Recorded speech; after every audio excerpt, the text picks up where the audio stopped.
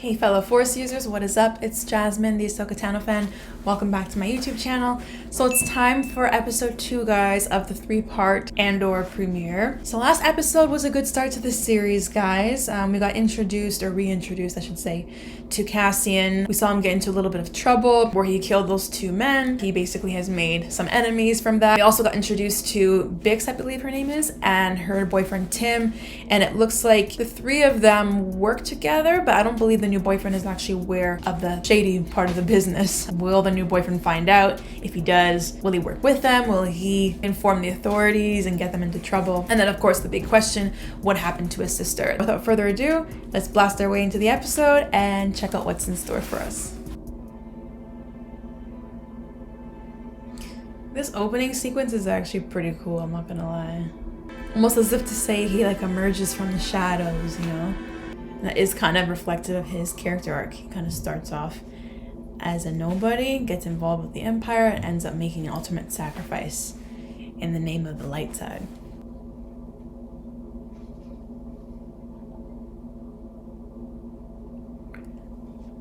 So I guess this is how Cassian got involved in this kind of business. Probably going to see what supplies are on the ship that they could use.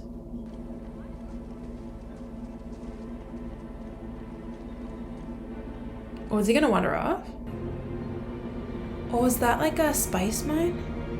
Kinda looks like it.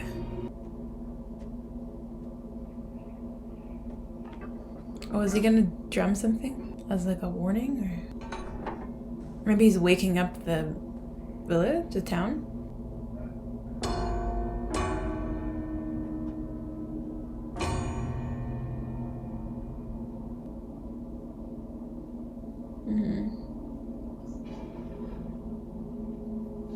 Wait, that's Bix's dad, right? Wait, are people waking up for the day or going to bed? Cassian, you gotta give this guy his money, man. Everything okay? Oh, she's keeping secrets from you. Why don't we do something fun tomorrow night? Thank you. Yep. Man, ouch. Not even a kiss on the lips. Just on the cheek. Man, he's spying on her, eh? Oh, I knew it. He's gonna snitch, for sure. Infama. Don't you say a word. I mean it. Oh, is that his mom? Maybe? You look comfortable. Maybe. This droid lies for everybody, eh? Read it to him, B. Read what? I can't speak now. Oh, what's he gonna say? Female resident of Ferrix for questioning. Citizens with any information should contact the Pre-Mor Security HQ without any delay. Who else knows that you were born in Canary? Every doc I've ever submitted has always said you were born on Fest. Have you ever said anything other than Fest? That's ridiculous. Jesse, Sam, That's family. if we're making a list, we're making a list. And it's all you women I'm worried about. Look, All your women. Bubba Bix. Mix has nothing to do with Well, this. then who told these Pre-Mor bastards about Canary? Bix is looking for you. What? Well, why would you do that? When did she call? So he did tell Bix, right? Yeah, this is not good. What did you do? It went too far. How far is too far? I'll tell you the piece. I just need enough to get out of here. It's too late to call him off. He'll be here in the morning. Who's the buyer? I won't forget this. Is it the boyfriend? Oh man. It's not gonna end well. I feel like... Is he gonna pick a fight with him right now, maybe? He's drinking. He's 100% going to call the authorities. Duros. Bane. Oh my god. She's definitely gonna break up with him after this. Cassian Andor. It says he's from Fest. This was a typical, right? Oh man, he gave him the name and everything. So an Imperial soldier. Check the database and see if there's anything about Canary. Oh, this guy's gonna be so happy. It's like his whole life's work has led to this moment. He can't wait to catch Cassian. Oh shit! Are they questioning this girl, or is she going to them voluntarily? Oh, I bet you it's authorities. Who is it? Is it too late? Oh, it's big, sorry. I don't know why I assume they live together.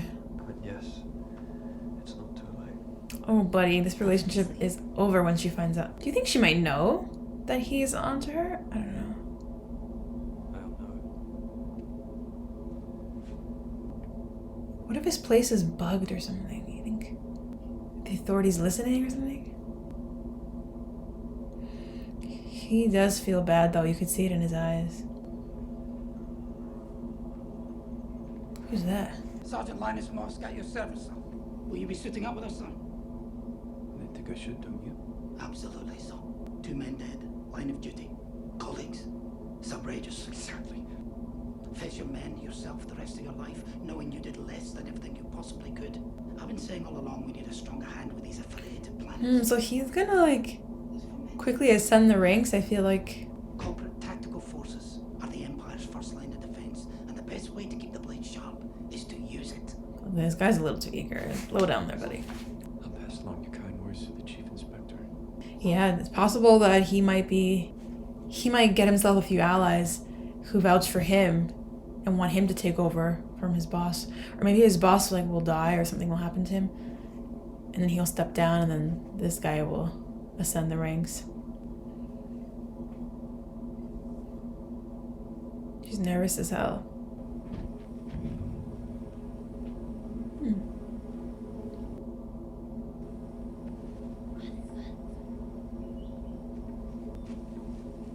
Is he gonna ruin it by being too loud or something? She's the leader, I guess? I wonder if any of them could get killed here. I mean, we don't see any of them in the present story, and we know he's looking for his sister, so I don't think this ends well either way. It could be a trap, man. She looks fierce, man. Oh man, they're killing me. I need to see who crashed, man. Optimized landing. Landing scanned and locked. How long a walk this time? Is this the buyer? There's nothing closer. Nothing safe. Ooh, I'm getting dizzy with that camera angle. It doesn't look like anybody bad. Not like they're wearing a long black cloak or something. Oh shoot! This guy. I've seen this actor many times before.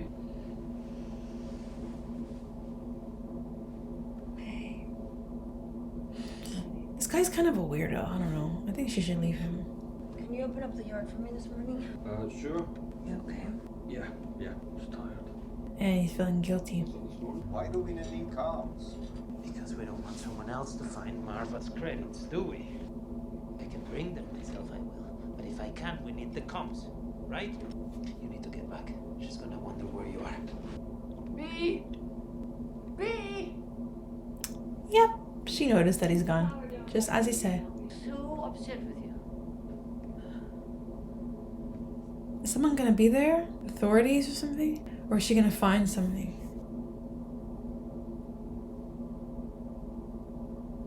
Oh, I love the bantha. Oh, is that his tribal spear from when he was a kid? Or is it his sister's, maybe?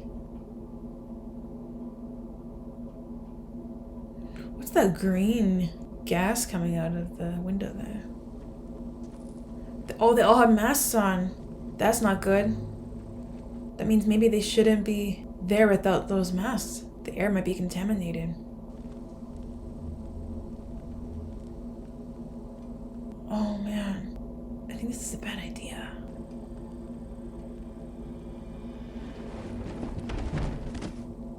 Damn, it's kind of scary, I'm not gonna lie. Oh, one of them's alive! Shit. Watch your back. Is anyone gonna warn her? Shit, no. Man. I knew this was not gonna end well. But the question is, is he actually bad, or did the gas make him that way, or is he just shooting because he's defending himself and he doesn't know who they are? So who will be the new leader then if she dies? Cassian, maybe? She's dead. Oh, crap. It's too bad they couldn't warn her. Is he gonna stay? I'm looking up Canary. What's that? Yeah, he never heard of it either. Haha. Good job. Play dumb. Mid-rim. Abandoned after Imperial mining disaster. That is what he was looking at, I think. The mining site. Toxic. You know anybody from Canary? What can I do for you? I'm waiting for a run to Tassa today. What would we be picking up? Give me the price for not knowing. It makes him look a little bit suspicious though, because you know that they're looking for someone. Now he's trying to get out. Better be ready in an hour. Will you let it go?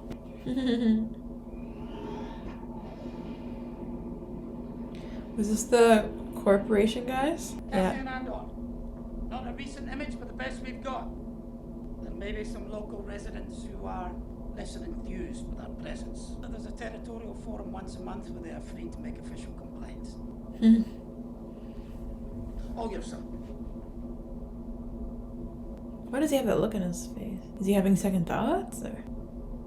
Thank you for being here. Damn, he's really taking this to heart, eh? The risk of doing nothing becomes the greatest risk of all. It's just one of those decisive moments. Best of luck to us all.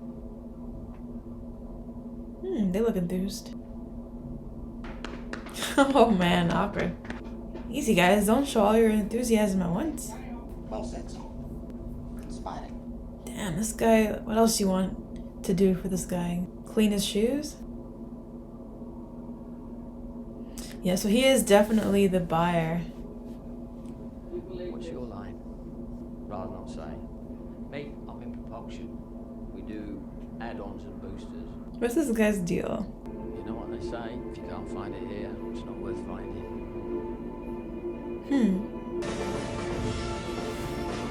Interesting. Can't find it here, it's not worth finding. Okay, so that man at the end there, I kind of wonder what his deal is. They tend not to have people like that and conversations like that by accident. So I definitely think that there was some type of deeper meaning to that conversation. He mentioned two things, that it never changes. I assume he's talking about the planet, Ferrix. And if you can't find it here, it's not worth finding. If you think of Cassian's sister, she's definitely worth finding from what the series has implied so far. So based on that quote, are they implying that the sister maybe is gonna have been on that planet Ferrix all this time, that maybe Cassian's been looking for in the wrong places? I assume that he's the buyer that Bix was talking about. So is that all he's there for? Is he there to find something of his own? He didn't really reveal much in that conversation. It definitely implies that there's some type of maybe perhaps mystery surrounding this guy. Is he perhaps going to help them against the authorities when they eventually get there? We know that the corporate guys are on their way to look for Cassian. While they're on the way to look for Cassian, he's also on his way off planet. So if he actually makes it off planet, maybe the corporate guys will go after the people close to him, like Bix, Marva, I believe her name was. And in so doing, will that actually draw Cassian back to confront them, because they're going to go after the people that he loves, trying to get close to him. The man at the end also mentioned something about how it never changes as they were flying in the air. He was talking about Ferrix. In the Star Wars universe in general, you always have corruption, you always have oppressive forces like the Empire, and then you always have people kind of on the bottom that are just doing what it takes to survive. And no matter how many years go by and how many different forms it takes, that part always stays the same and never changes. So I definitely found that conversation was meaningful. The corporate guys, I forget the head guy's name, sorry, his name's not coming to me right now. He said something about how sometimes the greatest crime is doing nothing at all. And I think it just shows how deeply invested that he is in this. He doesn't just look at it as a job. He really takes it seriously on, a moral level. You could tell that from his first conversation with his boss. He said that if I don't do this, the uniform doesn't mean anything. So he finds a lot of meaning in what he's doing. He always wants to do, I guess, what he perceives as being the right thing. I guess that kind of plays to the Star Wars franchise as a whole and the whole meaning behind the rebellion in the first place. If in fact people did nothing, the rebellion wouldn't have even been formed in the first place to successfully take on the Empire down the road. So that quote definitely had a lot of meaning. But I don't know if I'm on their side for this one, but I do think that just showed how seriously he takes takes his job, he really looks at it on a whole other level. He really does seem bothered by the fact that a lot of things are kind of covered up and swept under the rug. And this is, I mean, I just thought of it now, I'll just throw it out there. Is it possible with him he could actually turn good in the end, maybe, if he sees injustices taking place? He seems very much someone that kind of wants to, again, do the right thing. So will that maybe translate into something different down the road where he ends up being a part of the rebellion? I don't know. But he's hard to read because he could go that way, or he could just end up ascending the ranks even further and then working with the Empire by the end of all this. I know the man in the first episode at the beginning had said, his boss, he didn't want to make a big deal out of this and then attract the attention of the Empire. That definitely implied that they're working separately from the Empire and going after Cassian now. Are we to believe that they are going to attract the attention of the Empire? Maybe that foreshadows that down the road these entities will be forced to work with the Empire and not separately going forward, so that way the Empire can maybe keep greater surveillance over them and their operations. Another big thing that happened this episode was the ship crash. So you saw what happened in the flashback. Unfortunately, that girl got killed, it looks like, the leader. So you kind of have to wonder who's going to take her place. Is it going to be Cassian, potentially? You saw on the ship, the men were wearing masks, and you saw a little bit of green mist coming out the window. It could be what was mentioned in the episode earlier, the reason why the Empire abandoned Kenari in the first place. They mentioned that there was a mining incident gone wrong and something about toxicity in the air. Was that ship crash the first indication of that? And that's what they were referring to. That might explain why the kids are alone in the first place, because they kind of do look like they've been abandoned and left to rely on each other. Kind of wonder what happened, like where are their parents even? You know, did their parents all die?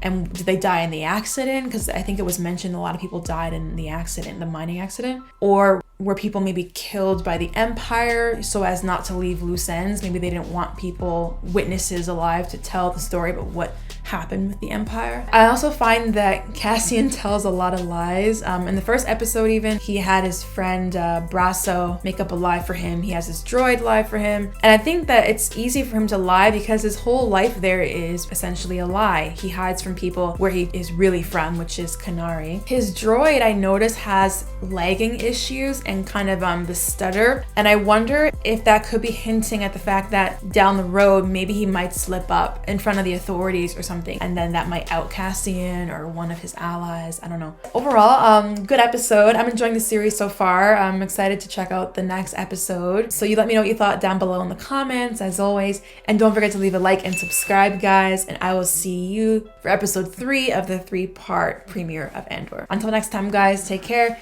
and see you soon.